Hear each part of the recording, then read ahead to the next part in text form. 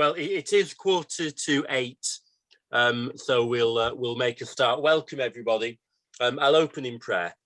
Heavenly Father, as we come now to learn about one of the great men of our faith, I pray, Lord, that we might be inspired by his example. Lord, that we might learn from his mistakes, but also that we might draw parallels between his day and ours. We ask and pray in Jesus' name. Amen. I'd like to talk about Thomas Jollie. Now, some of you may have heard of him already. Some of you may not. I don't know. I don't know whether that picture of him fills you with confidence it will be an interesting evening or not. Possibly not. But why would we want to study a man who lived all those years ago? Well, first of all, he was a great man of God. He was fearless in the face of persecution. Furthermore, he was an early Congregationalist. Now, Marsden Chapel, we are a congregational chapel, and he was a Congregationalist. But furthermore, perhaps interesting to us, is that he was a local man. He operated not very far from where Marsden Chapel is located. So in terms of local interests, in terms of his churchmanship, but also in terms of his kind of character, he is an interesting man. So very, very briefly, his early life. He was born at Droylsden, which is near Manchester. Now, as you can tell from that photograph with the kind of roadworks and people spilling out of the pub, that is a rather modern photograph of Droylsden. He was born there in September 1629 and baptized at a little church called Gorton Chapel. And his father was involved in the English Civil War. James Jollie was a provost marshal general for Oliver Cromwell for the whole of Lancashire. So his father was quite important, and clearly he had something of a Puritan upbringing.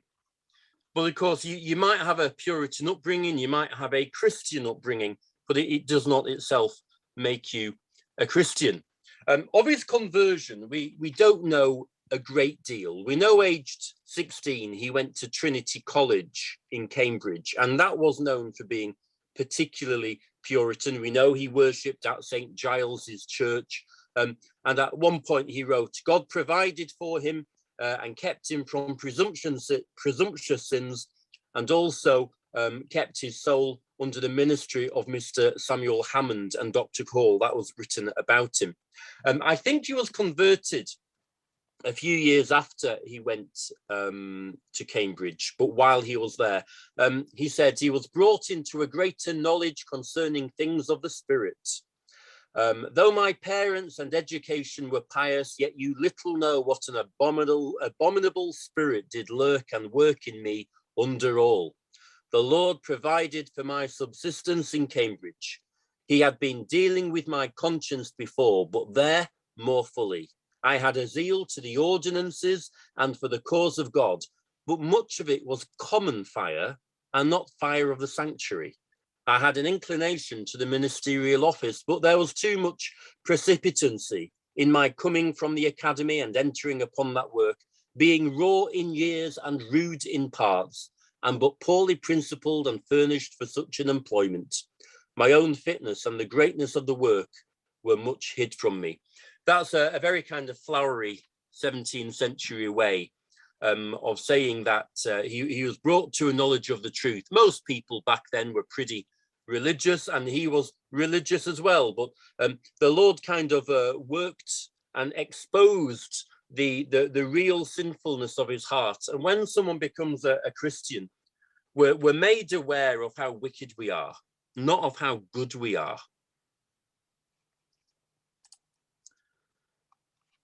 Now, during that time, of course, you've got the civil wars being waged. And the civil wars were a truly dreadful time in this country. We sometimes call them the English Civil War. It should really be called the British Civil War. Scotland, Wales, Ireland, and England were all engulfed in this horrible war. Most people probably didn't prefer either side, but certainly the more Puritan people supported the Parliament. And Manchester, which was the largest city in the north of England, was very much parliamentary in its support, which of course is where Thomas Jollie was from. Although interestingly, Salford was a royalist town. So he grows up where there's a great deal of disturbance in the nation. Now, I ought to explain that effectively then, and perhaps now, there are three different ways of running or ruling a church. So first of all, you've got Anglicanism, which is episcopal. There you divide the nation up, I beg your pardon, you divide the nation up into areas, a diocese or a province, and a bishop will kind of control that. And back in the 1600s, that meant using the Book of Common Prayer, and it meant compulsory worship. Everybody was expected to join in the worship in their local parish church. Quite a lot of Puritan people were what we call Presbyterian. They didn't like bishops. To them, it was too great a reminder of the Roman Catholic Church that the Reformation had sought to free them from. They did not like the Book of Common Prayer. They didn't feel it was sufficiently pure, hence they were called Puritans. But they too believed in compulsory worship. In other words, when England is entirely Presbyterian, every Englishman and woman and child must attend their parish church to hear Presbyterian worship and preaching. But there was also a third kind of way of doing church developing. At the time, they call it independency. We now call it congregationalism. And here you've got a church called a gathered church. Instead of the church membership being made up of everybody who happened to live in a given parish, membership was made up of those who had actually been converted. So what you've got is a community of people who have had an experience of Jesus Christ, and they fellowship together week on week.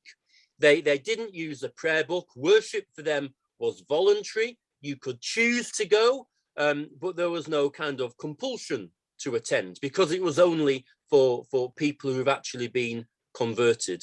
Furthermore, each church was to be independent. It was to be ruled by the members, not by a bunch of ministers or elders, as in Presbyterianism, neither by bishops, such as in Anglicanism.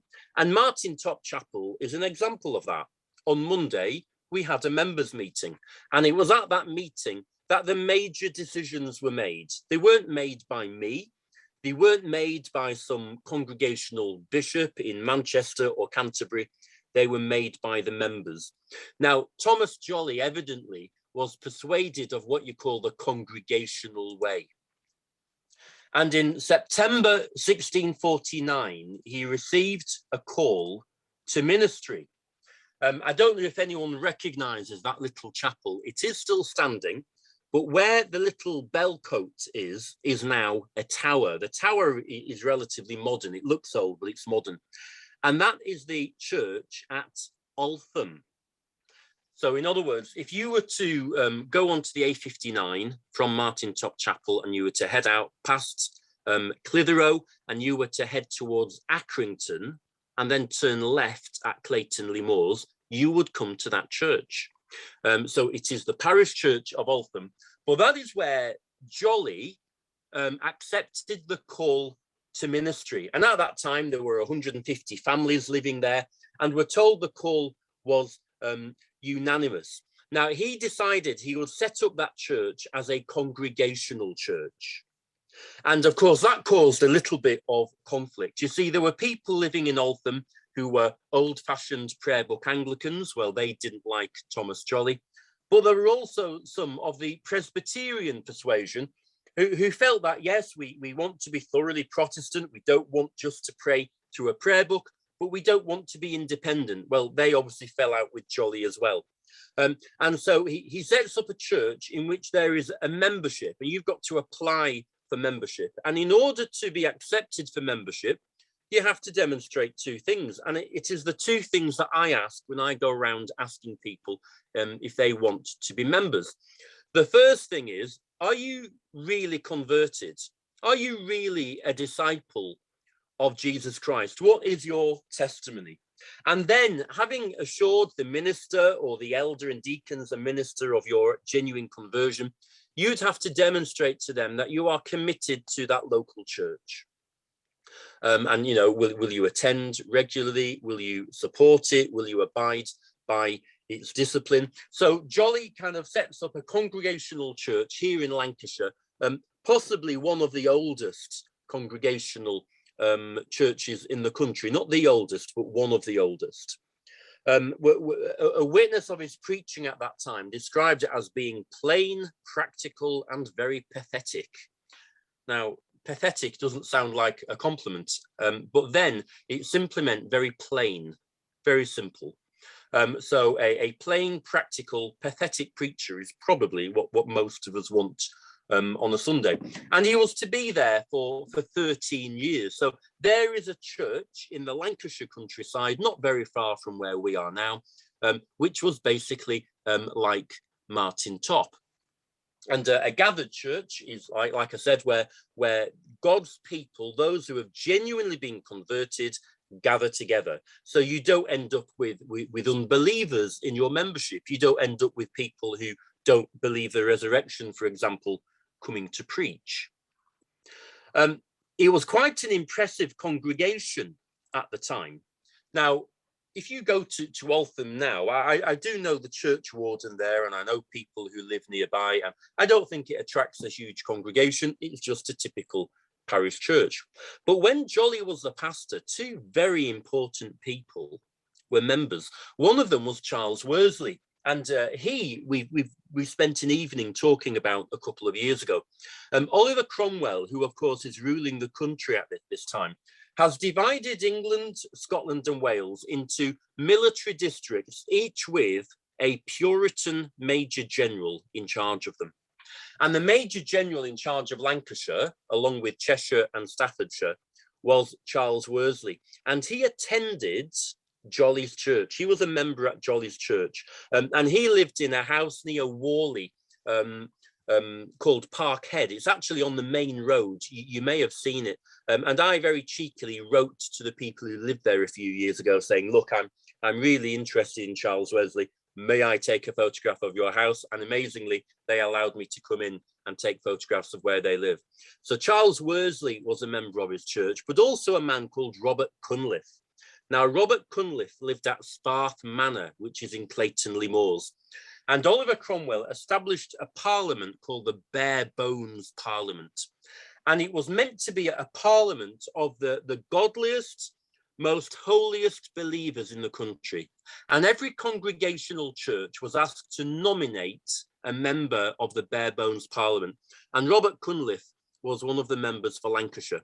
So Jollie is pastoring a church in which you've got the Major General in charge of 3 counties coming, as well as the local MP. So it's a pretty important congregation. What would their worship have been like? Well, occasionally at Martin Top, we sing a metrical psalm. That is all they would have sung. They would have had prayers, probably led by Jollie himself. He would have preached 2 or 3 times on a Sunday, plus midweek, and he may have gone on for 1, 2, or maybe 3 hours each time. They would also have had church meetings, members' meetings like we have. So we would probably recognize their style of worship. It was a congregational church like our own. A few years later in 1658, and I'm telling you this to demonstrate that Thomas Jollie was quite a national figure. There's something called the Savoy Conference meeting at Savoy in London.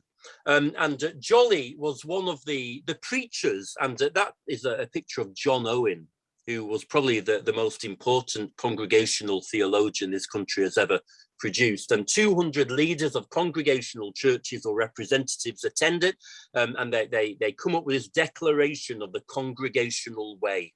And Jollie is one of the men selected to preach at that great body. See, he would have been famous in the Puritan world in which he lived. and then it all begins to go wrong. And there we have a quote from Jollie. Jollie wrote a journal, and he said, and then the persecution against me began. Well, in 1658, around the time of that Savoy conference, Oliver Cromwell is called home to be with the Lord. And for a year or two, there's a great deal of instability in the land, till eventually, I think people have had enough of republicanism, and they call over the dead king's son, who was living in Holland and France at that time. And in May 1660, Charles II was called back to be King of England. In a way, that was a good thing. It brought back stability, but it also unleashed a period of persecution against people like Thomas Jollie. And he spends a great deal of his time in prison, being persecuted, going to court, even being locked out of his church. And for those of us, and sometimes people say in church, well, you know, persecution will begin again in this country. Well, if it does, I think we can possibly learn from Thomas Jollie, because he was a man who had a great deal of it. So I've just produced a little timeline there. There is Charles Stuart on the right-hand side. Cromwell dies in 58. In 62, the Book of Common Prayer, which the Presbyterians and the Independents never really liked, is brought back. And people like Jollie refuse to pray it. And a hard series of laws are introduced. So the people who are elected to Parliament, called the Cavalier Parliament, they're very anti-Puritan. And they feel that anyone who is a Puritan, anyone who's a Presbyterian or an Independent, you are an enemy of the state, or potentially an enemy of the state. So in 1662, there was the Act of Uniformity that said that if you, as a pastor of a church, have not been ordained by a bishop, you've got to go to a bishop and ask him to ordain you. If you were ordained by Presbyterians or by your local congregation, that is not enough. Furthermore, you've got to sign a document giving your unfeigned and unconditional consent to the Book of Prayer, even if you haven't actually seen the latest copy of it. In 64, you've got something called the Conventicle Act being passed. And that meant that any person over 16 years of age who attends a religious meeting not conducted according to the Book of Common Prayer is liable to be punished. Now, in between 1660 and 62, 2,000 ministers were ejected from the Church of England. And that is why you had separate Presbyterian and congregational denominations. That is why they're still around, because they were kicked out of the Church of England because of these laws. They're called the Clarendon Code, and the chap you can see kind of looking at you is the Earl of Clarendon, and it was in his name that they were done.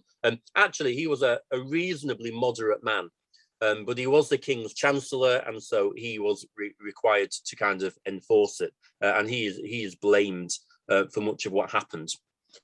In 65, another act is passed called the 5 Mile Act. And what that meant is that if you were the former minister of a particular congregation, you could not live within 5 miles of where you used to minister, nor of any incorporated town. In other words, you've got to live in the villages, in the countryside, away from where you used to live. And that made it harder for them to preach. It made it harder for them to see former members of their congregation. So let's go back to Thomas Jollie. I'm going to read a little bit from his excerpt. Now, that photograph is not Captain Nicholas Bannister. You can see there's a rather modern person at his rear. That is a photograph from the Sealed Knot, which is a Civil War reenactment society. But let me read to you from Jollie's journal of 1660, when the king came back. My first trouble was upon the 22nd of November by a warrant from 3 deputy lieutenants who brought me to Preston. There, Captain Nicholas Bannister of Altham, now he is one of the gentlemen who lives at Altham, wasn't very godly, and therefore Jollie had excluded him from church, brought me before the deputy lieutenants, charging me with many things, mostly unjustly. And they put the path of supremacy upon me, who was never suspected to be popishly affected. The design of the said Captain Bannister, with other debauched young gentlemen of the country, failed in the aforesaid particular. Upon the 15th of February following, I was taken prisoner again by some of their soldiers and detained for some time, to my great grievance and damage. In regard of the desolate condition and bitter lamentation to my people, the extremity of the weather and the rude carriage of my guard, being set at liberty, I was upon the 7th of March following violently shut out of the public place by the said Captain Bannister, against whose illegal violence, when I sought relief from the Lord Lieutenants, I could get none. So Jollie had that the local landowner in Altham is an intractable enemy of Thomas Jollie. Now, Thomas Jollie, when he was the minister at Altham, running his congregational church, he was rather strict. He employed church discipline. So, for example, Janet Cunliffe, who I think was the daughter of Robert Cunliffe, the MP, he expelled her from the church because, and I quote, she wanted to marry a papist, that is a Roman Catholic, against the wishes of the church. So because she wanted to marry a Catholic lad, she was expelled. Someone else was expelled from membership because he was carrying burdens on the Sabbath, by which he means working on Sunday. And evidently the local squire, Captain Bannister, does not like this Puritan man who runs such a tight ship. And almost certainly once upon a time, as the local landowner, he would have had the place of honor in the church. Under Jollie's tenure, he's barely allowed to even worship there because of his ungodly life. And so when the roles are reversed, the king has come back, Jollie is looking weak, Bannister is constantly hounding him, trying to get warrants for his arrest, accusing him of being a Roman Catholic, which is, of course, very ironic when we know he was a Puritan, saying he's being disloyal to the king, and so on and so forth, all very unpleasant. A year later, Nicholas Bannister shuts him out of the church. He locks him out. Jollie responds by changing the lock and having a new key cut. So Bannister can't do that again. But there's this constant tension between the local squire and the minister. The year later, he's arrested twice, in fact, because he's refusing to use the prayer book. So a warrant is issued against him, and he takes the oath of supremacy, which is an oath of loyalty to King Charles, and saying that he has the right to run the church, and he's let go. But then he's summoned to the bishop's court at Chester. Now, back then, Lancashire was part of the Diocese of Chester. Blackburn did not have a cathedral. And because he's not using the prayer book, his right to preach is suspended. And that is by the bishop, Henry Fern. However, Henry Fern goes and dies, and the suspension is not quite carried out. But then another bishop comes along and he suspends him, but then I think he dies as well. And Thomas Jollie writes in his diary that, it was the judgment of God upon them. Well, you can judge for yourself if it was the judgment of God. But he has this trial at Chester Cathedral. In the consistory court there, and various figures come to be witnesses for the prosecution. The rector of Bury, John Lightfoot, the vicar of Worley, Mr. Moore, Richard Walmsley, the gentleman of Duncanolsh, who had chucked him out of Lango Chapel, and then a carpenter of Altham, James Whitaker, who said that he'd only be ordained as a Presbyterian and was sworn to defend Presbyterianism to the last drop of his blood.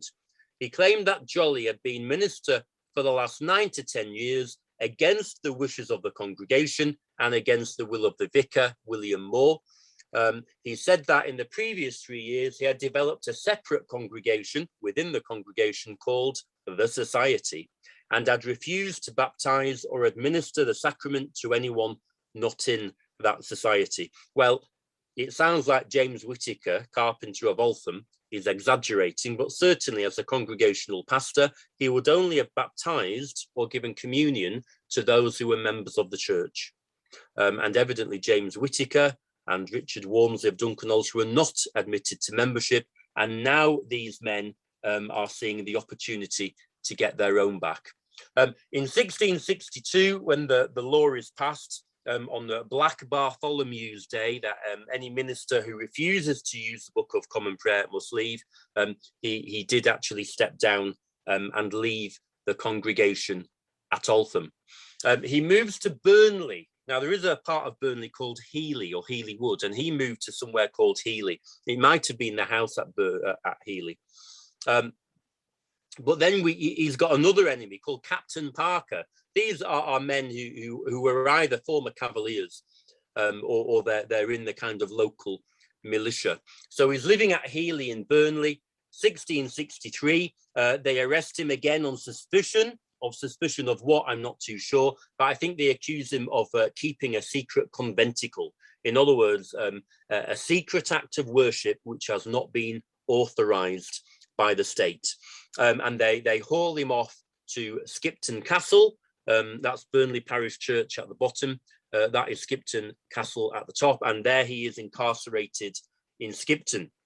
They don't seem to keep hold of him for very long, although it was very easy to accuse people of crimes back then. They still had trial by jury, and it was rather harder to convict. Well, later on, he's riding through Lancashire, and once again, he is arrested for attending secret conventicles, and then they take him off to York. Quite why he goes to York when he's arrested in Lancashire, I'm not entirely sure about that.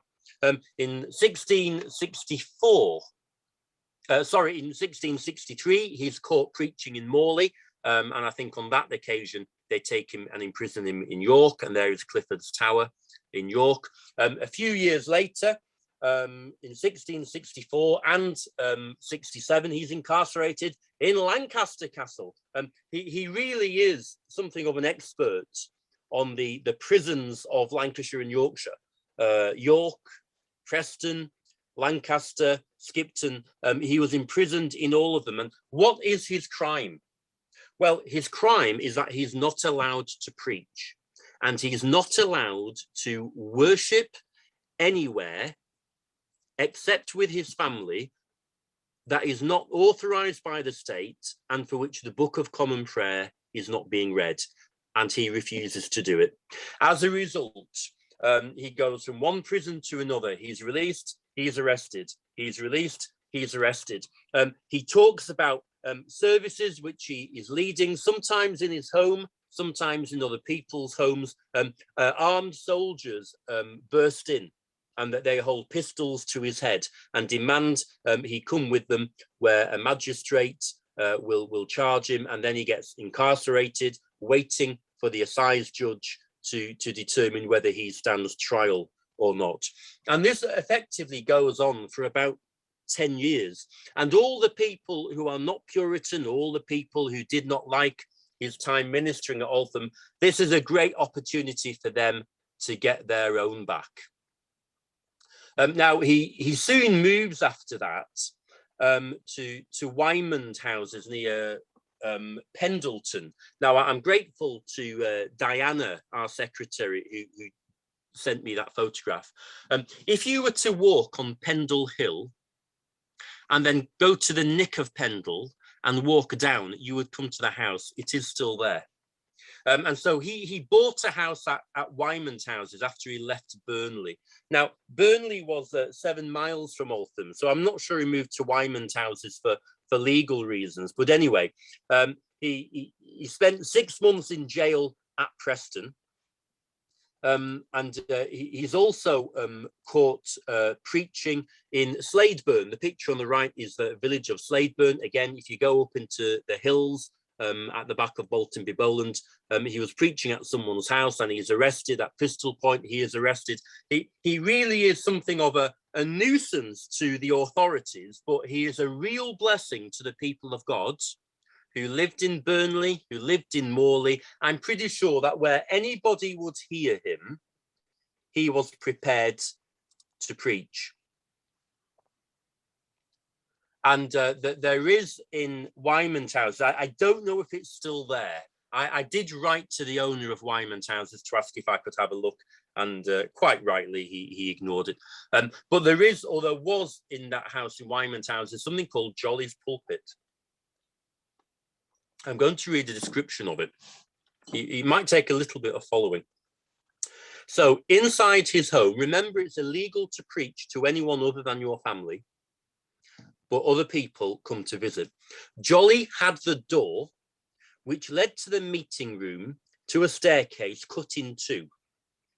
He stood on the staircase beyond the door to preach, while the top half of the door, fitted on hinges, served as his desk. A string was attached to the desk, and if a warning was given by a lookout that informers were approaching, then Jollie would pull the string, raising the door so that he could run up the stairs. The informers would arrive to find a room full of people, but no sign of preaching or a preacher. So he basically turns his front room into a chapel. And he has the door leading up to the stairs cut in two with a hinge on it. So he turns it into a pulpit. Somebody is a lookout. When the soldiers come, when the informants come to say, look, there's illegal preaching going on here, he pulls the string, the door folds back up, and he goes up into his chamber and lays on his bed, so that when the soldiers burst in, there's a whole load of people there, and there's Thomas Jollie lying in his bed. Where's the sermon? Where's the service? Well, clearly he was a clever man and was determined not to get caught. However, during this time, he continues to be persecuted. In 1672, Charles II issues an indulgence which briefly allowed freedom of worship. However, Parliament was very anti-Puritan, and it kind of rules against the king. And so the preaching house at Wyman's Houses goes underground again. It all happens secretly. Again, he continues preaching around. In 1674, once again, he goes to Sladeburn, where he's arrested at Pistol Point for preaching. He's committed, and then he's fined £20. In 1684, he's arrested for preaching, and he goes to Preston, where hanging Judge Jeffreys, you might have heard of him, tries him. And again, I believe he was punished for preaching. Here is a man who does not easily give up. Now, the nation changed in 1688. I won't turn this into a history lesson, but Charles dies in 1685. His brother James becomes the king, but is a Roman Catholic. Parliament, although it doesn't like the Puritans, dislikes Catholics even more. And so they invite over William and Mary, William of Orange and Mary, James's daughter. And what you've got from 1688 is a far greater degree of freedom of religion.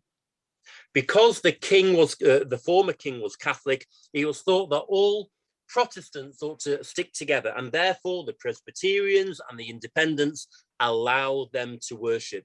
So from 1688, the persecution is over. Non-Anglicans still face discrimination. They can't go to Oxford or Cambridge. They can't be an MP. They can't be a mayor or an alderman of a city, but they are allowed to worship in peace. So Wyman's Houses, he actually builds a chapel onto Wyman's Houses. I don't think that's standing anymore. At Sparth in Clayton-le Moors, he licenses a church there, and also one at Newton in Bowland, which I'll come to. Again, if you were to go through the trough of Bowland to Lancaster from Clitheroe, you'd go not only through Newton in Bowland, but you'd see the Congregational Church on the left. You might think that Thomas Jollie was quite an argumentative type, and you know what, I think he probably was. And yet he was part of 21 Lancashire ministers who tried to bring about a unity or an understanding between Presbyterian Puritans and Congregational Puritans. And he tries to have a kind of accommodation between them both. He does that in 1659. He does it again in 1694. Now, we know that in 1972, Presbyterians and Congregationalists actually did unite and became the United Reformed Church. However, that is not a unity I think Thomas Jollie would recognise, because by that time, Congregationalism and Presbyterianism had become very theologically liberal, whereas, of course, in his day, they were both very theologically conservative. Now, I would like to have ended my talk on Thomas Jollie by saying, look, here is a real man of God who lived in our area, who worshipped how we did, who withstood years worth of persecution. And he is a great role model for us. Well, unfortunately, there is an episode of his life which is perhaps less than perfect. And you've got here the Surrey demoniac. What on earth is that? Well, you might notice that there is only one R in Surrey. And Surrey, I believe, is a farm, or was a farm, near Whalley. Now, I can't find it on the modern Ordnance Survey. It might be that it does not exist anymore. But let me tell you a little bit about the Surrey demoniac. And it's to do with somebody called Richard Dugdale. And he was born in 1660. And the story happens in 1689. Now, Dugdale was the son of Thomas Dugdale of Surrey near Whalley, and he was a gardener. He was a gardener in Gisborne. There was a hall called Westby Hall. If you drive towards Gisborne from the chapel, Westby Hall was on the left.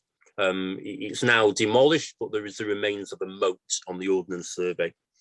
And in 1689, or possibly 1694, there are two accounts. He's aged 18, and he's going to a rush-bearing festival at Whalley, and he has a drunken fight with another reveller. He returns to Gisborne, but on the way back, he tells Thomas Lister that he saw apparitions on the journey from Whalley to Gisborne. And the following day, he feels unwell and he's laying down, and he says he's alarmed by a door opening and a mist entering the room. Various supernatural appearances occur to him. He starts to have violent fits. And Dugdale leaves that situation and goes back to Whalley. They call a doctor to look into it. He continues to have fits and so on. And so it is considered that Dugdale is actually possessed by a demon. And Jollie gets very excited by all of this. And he goes to meet Dugdale and writes, his possession was as real a possession as any in the Gospels. And Dugdale's father asks Thomas Jollie and the other nonconformist ministers who were considered to be, the most godly men in the district. There are 8 or 9 of them in total. Will they come and get the demon out of Dugdale? And so they meet up with him, they pray, they examine him, they encourage him to fast, they fast, and this goes on for over a year. In the meantime, Dugdale becomes something of a local hero, nay, a national hero, and thousands of people come to visit him. Even Lord Willoughby and the various magistrates want to meet Dugdale, because Dugdale then starts foretelling the future. He's able to speak foreign languages of which he was previously ignorant. Sometimes witnesses say he talks with 2 voices at the same time. Sometimes he blasphemes. Other times he preaches a great sermon. And Jollie is convinced he really is demon possessed, and as light as a bag of feathers, and at other times as heavy as lead. He vomits hair into the room, and various miracles happen. And Jollie is convinced that Dugdale really is possessed by a demon, and that through his prayers and intercession, the demon will be expelled. Well, unfortunately, it became common parlance that Dugdale was actually a fraud. And there was another minister called John Webster. He was actually the teacher at Clitheroe Grammar, but he had also been a minister near Whalley as well. And he and Jollie have kind of like a big printed falling out. Webster says it's clearly not true. Jollie says it clearly is true. So Jollie's reputation was probably a little bit harmed by kind of leaping on the Dugdale bandwagon and then claiming credit for getting rid of the demon, when a lot of people at that time said it probably wasn't real anyway. And so Jollie's reputation has probably been a little bit tarnished.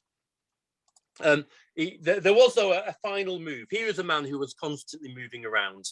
In the mid-1690s, he moves to Newton, where a congregational church has been established. His nephew John Jollie comes to help him. Why he moved away from Wyman's houses is not altogether sure. Newton is a lovely place. The picture there is of the Congregational Chapel. It's clearly a 19th century building. I believe the URC has closed it down, but that church was still going until a while ago. In terms of his personal life,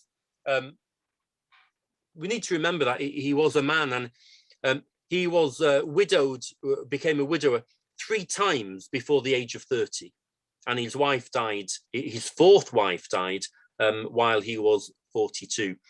So I believe he died at Wyman's houses rather than Newton. He is buried at Altham. Now, I went to try and find his grave, and I spent a long time searching. I couldn't find it.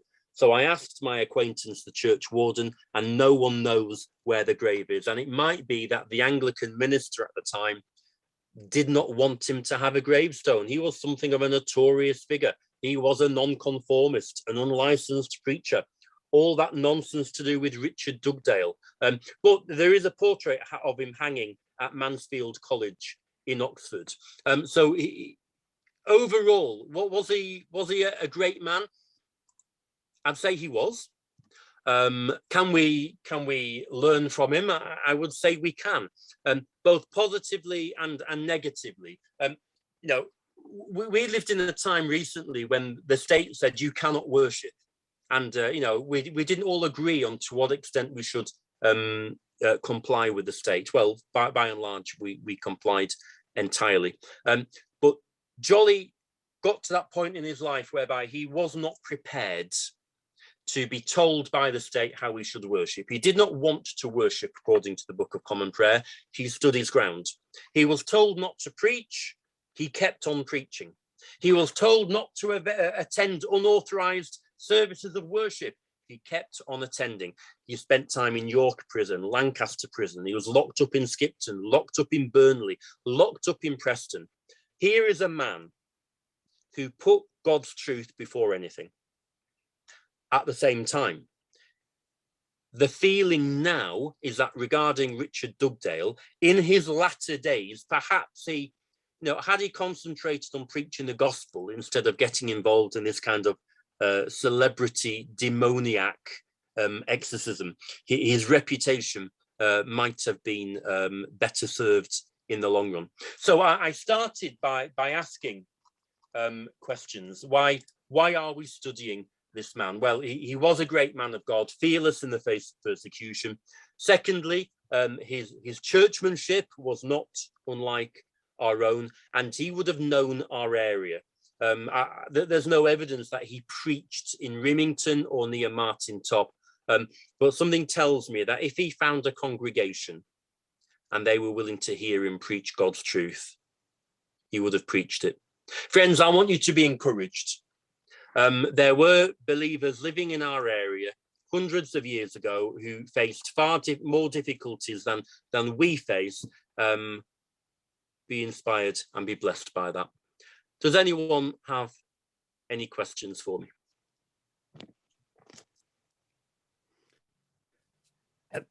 Could you just explain again that contraption to get him out of the danger, where he's suddenly sent up to bed? Just explain what happened again. Sure. It took me a while to try and understand it. there used to be a picture of it online, which made me think it's still there, but I can't find it and I've not been in. So what I think is that you've got stairs going up, and then immediately at the bottom of the stairs, you've got a door. Okay, so a door leading up to the stairs. He arranges for the door to be cut in half and hinges to be fitted. So the top half of the door comes down, and that becomes his desk to put his notes on and his Bible. And that when the authorities come, he pulls a string, it kind of goes back up, and then he runs upstairs. The authorities come in, and there's 30 people sitting together. No sign of a preacher, no sign of a Bible, no sign of any psalm singing. We've wasted our time. Let's go away. I believe that is what it was. Thank you. Alan, can you explain what was impure about the Book of Common Prayer? Yes, it's a difficult one, because actually I rather like the Book of Common Prayer. And I wonder if a lot of the Anglican churches I know stuck to it, they'd probably be more faithful to the gospel. I think it was partly, well, there are some objections to it. For example, it requires clergymen to wear clerical dress. Now, to a 17th century Puritan, that was a leftover, a remnant of Romanism, of Roman Catholicism, which had been allowed to remain in the Church of England. The Book of Common Prayer will describe a clergyman as a priest, for example. And to someone who believes in the priesthood of all believers, to have one class of men who are part of a priesthood, that of course would be objectionable. There was a part of it in the marriage ceremony that said, "And with my body I thee worship." So I'm not convinced that's entirely wrong. But what it means is that the husband and the wife worship each other with their bodies, but they worship God in the spirit. And many of the Puritans argued, look, that is wrong. A lot of it, though, was kind of like a cultural thing. Because in the 1630s, Puritans were having their ears cut off by Archbishop Laud, who was imposing the prayer book upon them. To them, it was so associated with repression and persecution, they would have nothing to do with it. The other problem is that when it was reintroduced, it wasn't just a case of, look, make sure you pray with that prayer book. They were told you must pray with the prayer book, and you cannot pray your own prayers. If it's not written down by the state, you can't pray it. And so someone like Jollie, who would believe in, extempore prayer, whereby prayer as we do, we make, I was going to say we make it up as we go along. That sounds bad, but you know what I mean, straight from the heart. And I would say, by the way, there's nothing wrong with reading a prayer if it is meant in the heart. But the Book of Common Prayer was very restrictive. And so 2,000 Puritans refused to say it. Now, the minister at Clitheroe was, I think, a man called John Marsden. I would remember that name, wouldn't I? He did conform. And some conformed and said, it's not that bad a prayer book. I'm sure I can pray it. Some prayed it because they did not want to lose all their money. And it was actually Herbert who shared this with me a few years ago. But they had to conform by the 24th of August. And it meant that if they didn't on that day, they lost a whole quarter's salary. Everything they did, because the clergymen then were paid 3 times a year. By not conforming by that particular date, they'd have received no money for everything they did for the 3 months before that. So it really was, I think, designed to drive them out.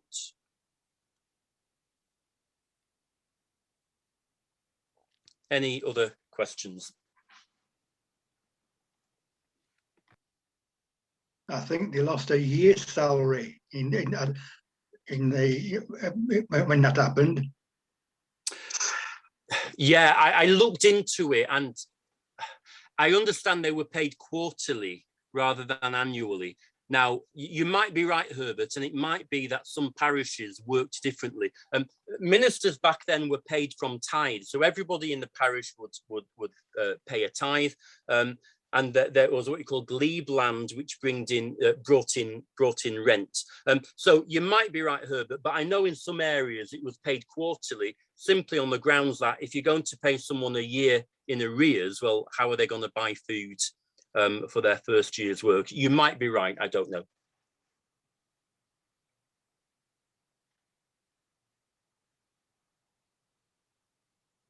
Okay, well, thank you for your time, everyone. I know it's a bit of a change from Cain and Abel, but then maybe it isn't a bit of a change from Cain and Abel. The same principle we actually came across.